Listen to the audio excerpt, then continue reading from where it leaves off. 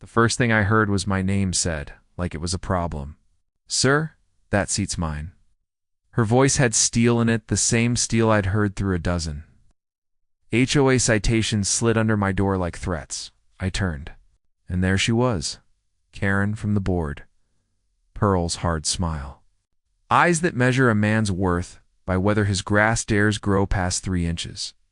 We were 2,000 miles from our cul-de-sac, in a crowded airport at gate B6, and somehow we'd landed on the same flight. I didn't recognize her at first.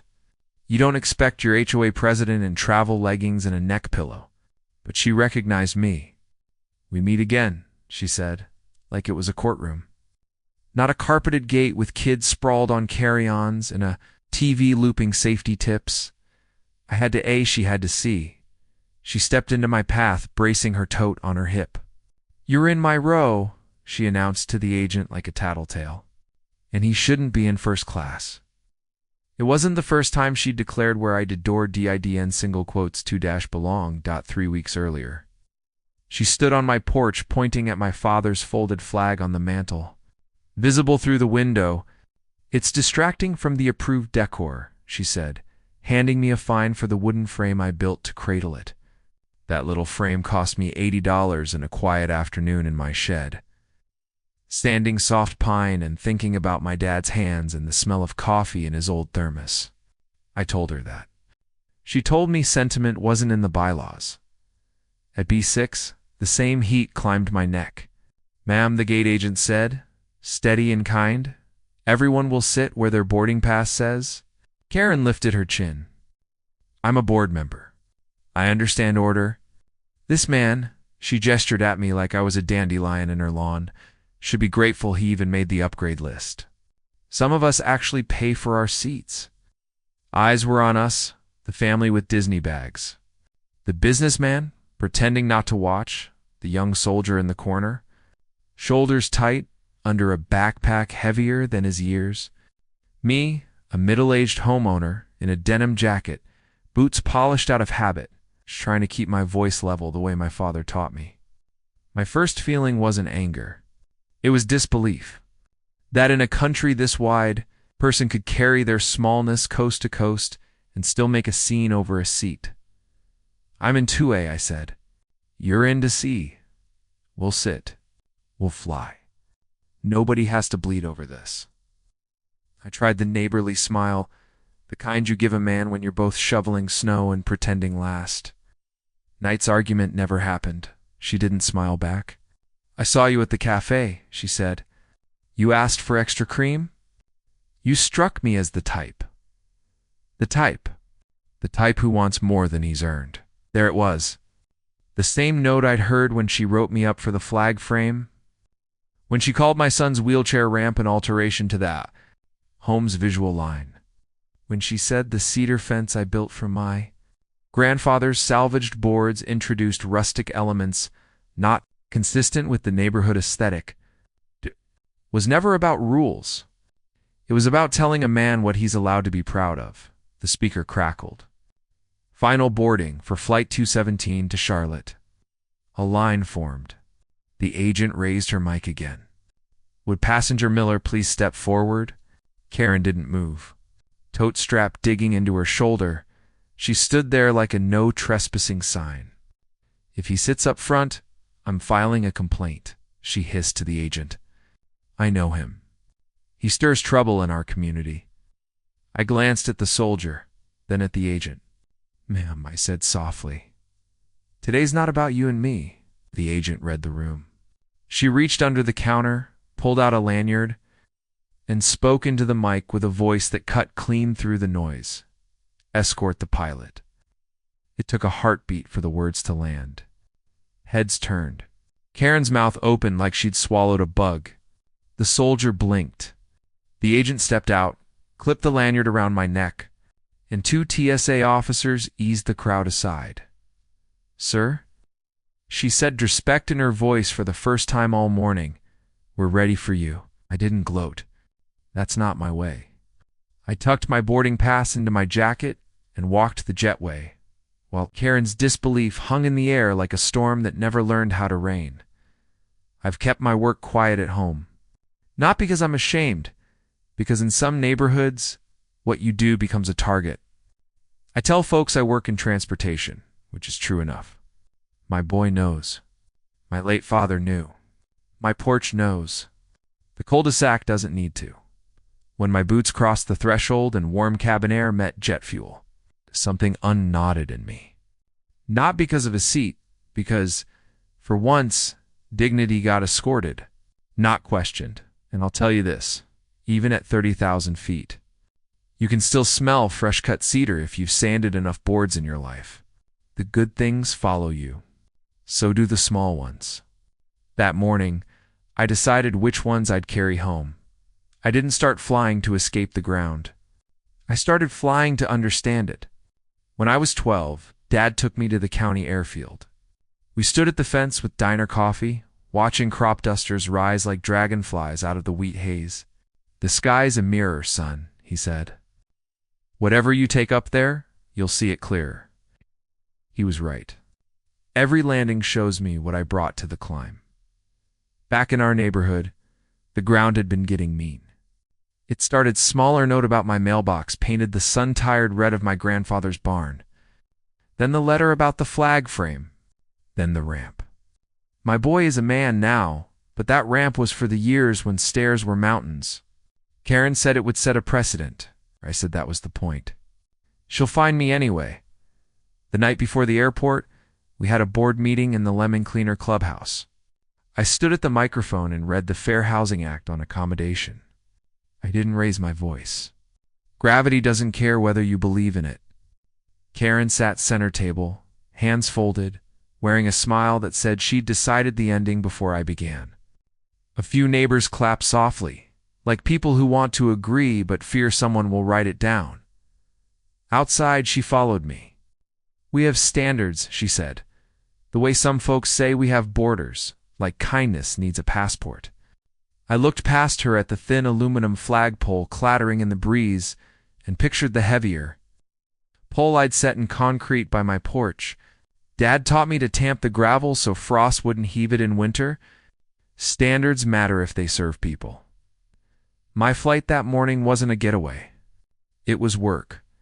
Ferry a bird to Charlotte. Bring her home by supper tomorrow. I like the rhythm. Early coffee. Systems humming. Checklists are a kind of prayer if you mean them. I reached the airport before sunrise jeans. Denim jacket blending in. Checked weather. Texted my chief. Sat with a paper cup and watched dawn turn the glass pink. That's when I saw Herkerin. Marching to the gate with a suitcase big enough to hold a weekend of disapproval. I could have moved. Could have traded with half the folks in group 2.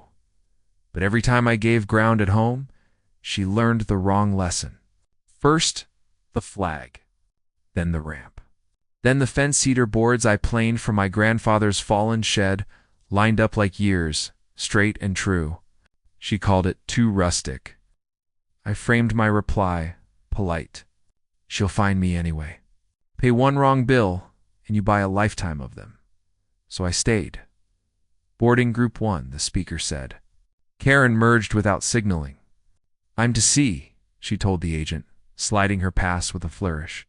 The scanner chirped. She turned with a smile that said, "And what will you do now?" I breathed.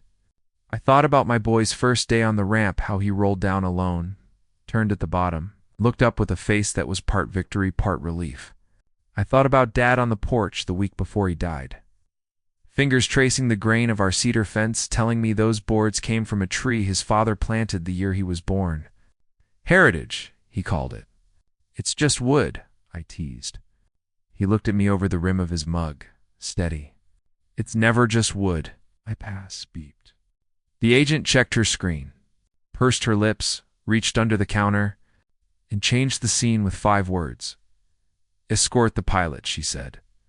Clear as a bell. Watching Karen's certainty crumble wasn't triumphant, was a settling. Ground under my boots again? Proof that what I do and what I love don't require her permission. On the jetway, TSA walked a step ahead, a step behind. People shifted aside the way they do when they sense purpose. At the cabin door, The flight attendants nodded. Morning, Captain. I tapped the threshold habit or gratitude. Maybe both hands slid into the brief, while we reviewed the plan. My mind drifted home. The porch, the flag, the little frame cradling cloth that holds more than stars and stitches. Somewhere behind me into sea, Karen was redrawing a map that never belonged to her. Every climb has turbulence. Every descent has crosswinds. Every neighborhood has a Karen. You don't pick the weather. You pick how you fly through it, and sometimes someone on the ground says the quiet thing out loud, not escorting your rank, but your right to be where you've earned. The flight ran smooth blue sky, friendly tailwind, an approach so clean it felt like forgiveness. Wheels kissed runway. Charlotte Tower cleared us to taxi.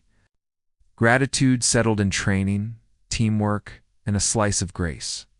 At the gate, I walked past to see without a glance. She was digging in her tote like there might be a bylaw to fix what just happened. I hit ops, filed the log, grabbed coffee that tasted like cardboard and home, and checked my phone.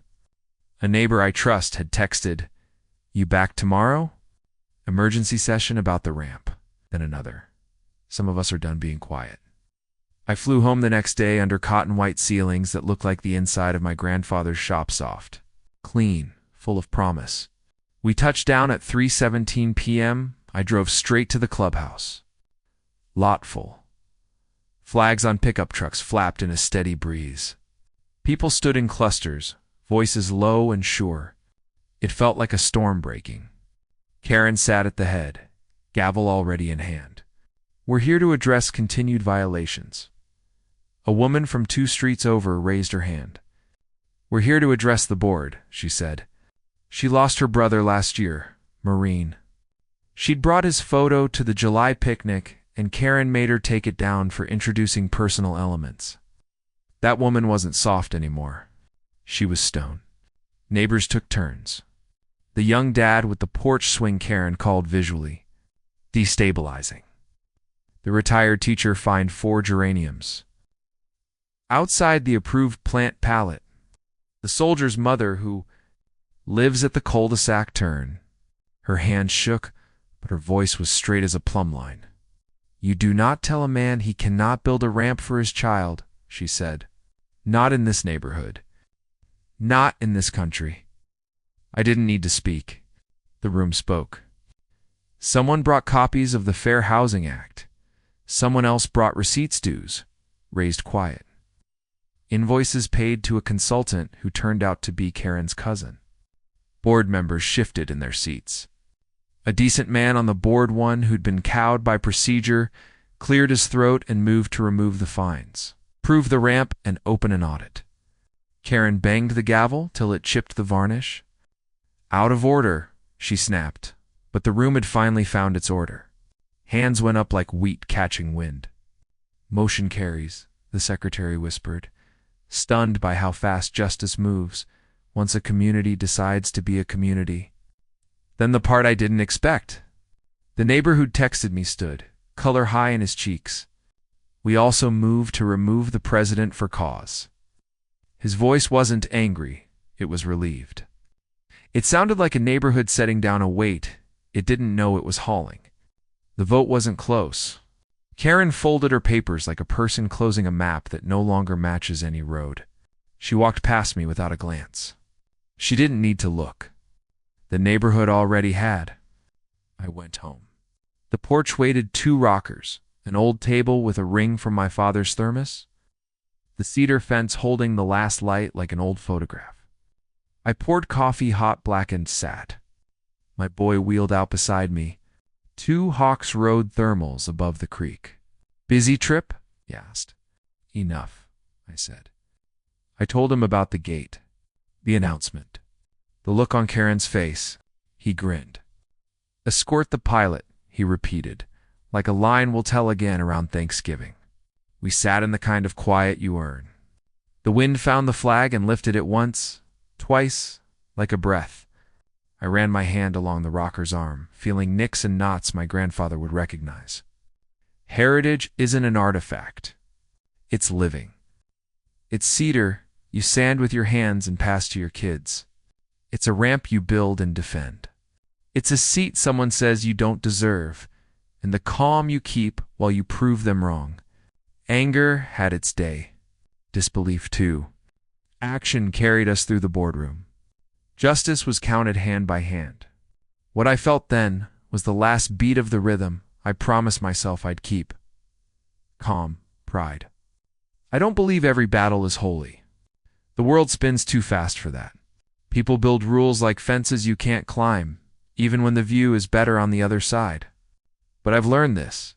Dignity isn't an upgrade. It's a right. And the price of it is courage. Stand at the microphone. Hold the line at the gate. Keep your hands steady when someone tries to shake your sense of home loose.